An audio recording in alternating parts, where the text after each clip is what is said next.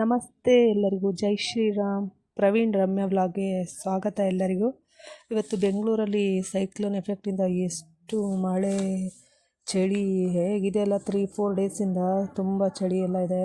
ಆದರೆ ನಮ್ಮ ಬೆಂಗಳೂರಿನ ಹನುಮಂತ ನಗರದಲ್ಲಿರುವಂತಹ ಹರಿಹರ ಉದ್ಯಾನವನದಲ್ಲಿ ಮಾತ್ರ ದಿನ ವಾಯು ವಿಹಾರಕ್ಕೆ ಬರೋರು ಇವತ್ತು ಕೂಡ ಹಾಗೆ ಬಂದಿದ್ದಾರೆ. ಯಾರು ಕೂಡ ಕಡಿಮೆ ಆಗಿಲ್ಲ ಜನ. ಮಳೆ ಬಂದಿದೆ, ಚಳಿ ಬಂದಿದೆ ಅಂತ. ನಮ್ಮ ವಯಸ್ಸಾದವ್ರನ್ನ ನೋಡಿದ್ರೆ ತುಂಬ ಖುಷಿಯಾಗತ್ತೆ. ಯಾಕಂದರೆ ಅವ್ರ ದಿನಚರಿಗಳನ್ನು ಅವ್ರು ಯಾವತ್ತೂ ಮಿಸ್ ಮಾಡ್ಕೊಳ್ಳಲ್ಲ. ಇಂಥ ಮಳೆ ಬರಲಿ, ಚಳಿ ಬರಲಿ, ಏನೇ ಬರಲಿ. ಆದರೆ ಬೆಳಗಿನ ವಾಯು ವಿಹಾರಕ್ಕೆ ಬರೋರು ಎಂದಿನಂತೆ ಕೂಡ ಇವತ್ತು ಬಂದಿದ್ದಾರೆ. ಅವರು ವಾಕಿಂಗು, ಜಾಗಿಂಗ್ ಮಾತ್ರ ಬಿಡಲ್ಲ ಅವರು. ಆದರೆ ಈಗಿನ ಜನ್ರೇಷನ್ನವ್ರಿಗೆ ಮಾತ್ರ ಚಳಿ ಮಳೆ ಬಂದುಬಿಟ್ರೆ ಎಲ್ಲ ಒಳಗಡೆ ಕುತ್ಕೊಂಡ್ಬಿಡ್ತೀವಿ. ಆದರೆ ಅವ್ರನ್ನ ನೋಡಿ, ದೊಡ್ಡವ್ರನ್ನ ನೋಡಿ ಕಲಿಯೋದು ತುಂಬ ಇದೆ ನಮ್ಮಂಥವ್ರು. ಅವ್ರಿಗೆ ಒಳ್ಳೆಯದಾಗಲಿ, ಅವ್ರಿಗೆ ಆರೋಗ್ಯ ಆಯುಷ್ಯನ ಚೆನ್ನಾಗಿ ಕೊಡಲಿ ದೇವರು ಅಂತ ಕೇಳ್ಕೊತೀನಿ. ಇವತ್ತಿನ ವ್ಲಾಗ್ ಏನಂದರೆ, ಮೊದಲು ನನ್ನ ಚಾನಲ್ಗೆ ಯಾರು ಸಬ್ಸ್ಕ್ರೈಬ್ ಆಗಿಲ್ಲ, ಸಬ್ಸ್ಕ್ರೈಬ್ ಆಗಿ. ಪ್ರವೀಣ್ ರಮ್ಯಾ ವ್ಲಾಗ್ ಒಳ್ಳೊಳ್ಳೆ ವಿಚಾರಗಳನ್ನು ಹಂಚ್ಕೊಳ್ಳೋಕ್ಕೆ ಈ ವ್ಲಾಗ್ನ ಮಾಡಿದ್ದೀನಿ. ಹೆಲ್ತ್ ವಿಷಯ ಆಗಿರ್ಬೋದು, ಸೋಷಿಯಲ್ ವರ್ಕ್ ಇರ್ಬೋದು, ಎನಿ ವರ್ಕು, ಊಟ, ಫುಡ್ಡು ಎಲ್ಲದನ್ನು ಕೂಡ ಹಂಚ್ಕೊಳ್ಳೋಕ್ಕೆ, ಟಿಪ್ಸ್ಗಳನ್ನು ಕೆಲವನ್ನ ಹಂಚ್ಕೊಳ್ಳೋಕ್ಕೆ ಈ ವ್ಲಾಗ್ ಸ್ಟಾರ್ಟ್ ಮಾಡಿದ್ದೀವಿ. ಯಾರ್ಯಾರು ಸಬ್ಸ್ಕ್ರೈಬ್ ಆಗಿಲ್ಲ ಎಲ್ಲರೂ ಸಬ್ಸ್ಕ್ರೈಬ್ ಆಗಿ. ಇವತ್ತಿನ ವಿಷಯ ಏನಂದರೆ, ನಮ್ಮ ಬೆಂಗಳೂರಿನಲ್ಲಿರುವಂಥ ಹನುಮಂತ ನಗರದಲ್ಲಿರುವಂತಹ ಹರಿಹರ ಉದ್ಯಾನವನದಲ್ಲಿ ಹರಿಹರ ಬಳಗದವರ ಕಡೆಯಿಂದ ಅಲ್ಲಿ ಅಶ್ವತ್ಥ ಕಟ್ಟೆ ಇದೆ. ಆ ಅಶ್ವತ್ಥ ಕಟ್ಟೆಯಲ್ಲಿ ಗಣೇಶ ಮತ್ತು ನಾಗರ ಕಲ್ಲಿದೆ. ಅಲ್ಲಿ ಪ್ರತಿ ಮಂಗಳವಾರ ಹರಿಹರ ಬಳಗದವರ ಕಡೆಯಿಂದ ಪೂಜೆ ಮಾಡಿಸಲಾಗುತ್ತೆ. ಅದೇ ರೀತಿ ಹರಿಹರ ಬಳಗದ ಕಾರ್ಯಕರ್ತರು ಮಂಗಳವಾರ ಒಬ್ಬೊಬ್ಬರಾಗಿ ಬೆಳಗಿನ ಉಪಹಾರವನ್ನು ಏರ್ಪಡಿಸಿರ್ತಾರೆ.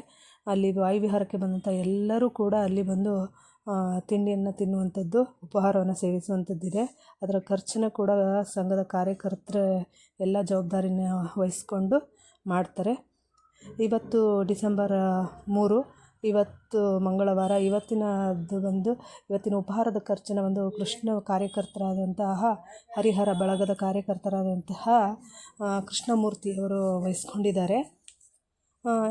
ಇನ್ನೂ ತುಂಬ ಹಲವಾರು ಹರಿಹರ ಬಳಗದವರು ಕಾರ್ಯಕ್ರಮಗಳನ್ನು ಆಯೋಜಿಸಿದ್ದಾರೆ, ಮಾಡಿದರೆ ಕೂಡ. ಮುಂದೂ ಕೂಡ ಒಳ್ಳೊಳ್ಳೆ ಕಾರ್ಯಕ್ರಮಗಳು ಹರಿಹರ ಬಳಗದ ಕಡೆಯಿಂದ ಬರಲಿ ಅಂತ ಎಲ್ಲರೂ ಆಶಿಸೋಣ.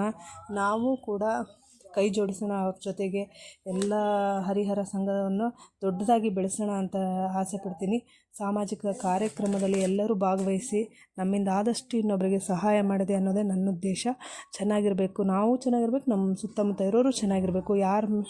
ಯಾರು ಕೂಡ ಮೇಲೆ ಹೋಗುವಾಗ ತೆಗೆದುಕೊಂಡು ಹೋಗಲ್ಲ. ನಾವು ಇರುವಷ್ಟು ದಿನ ನಮ್ಮ ಕೈಲಾದಷ್ಟು ಜನರಿಗೆ ಒಳ್ಳೇದು ಮಾಡೋಣ.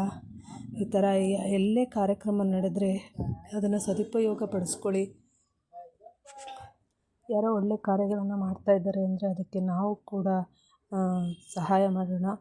ನಮಗೆ ಕೈಲಾದಷ್ಟು ಸಹಾಯವನ್ನು ನಾವು ಮಾಡೋಣ. ನಮ್ಮ ಹತ್ರ 10 ರೂಪಾಯಿ ಇದೆ, ಅದರಲ್ಲಿ ಒಂದು 2 ರೂಪಾಯಾರು ದಾನ ಧರ್ಮ ಅಥವಾ ಕಷ್ಟದಲ್ಲಿರೋರಿಗೆ ಸಹಾಯ ಮಾಡೋಣ. ಏನಾರು ಒಳ್ಳೆ ಪ್ರೋಗ್ರಾಮ್ಗಳು ನಡೀತಾ ಇದ್ದಾಗ ಅಯ್ಯೋ ಅವರೇನು ಮಾಡ್ಕೊತಾರೆ, ಮನೇಲಿ ಫ್ರೀಯಾಗಿರ್ತಾರೆ ಅನ್ನೋದಲ್ಲ. ನಾವು ಹೋಗಿ ಅದನ್ನು ನೋಡಬೇಕು, ಬೆಳೆಸಬೇಕು. ಅಲ್ಲಿ ಏನು ವಿಷಯಗಳನ್ನು ಹೇಳ್ತಾರೆ ತಿಳ್ಕೊಬೇಕು. ಇದರಿಂದ ಎಲ್ಲರಿಗೂ ಉಪಯೋಗವಾಗುತ್ತೆ.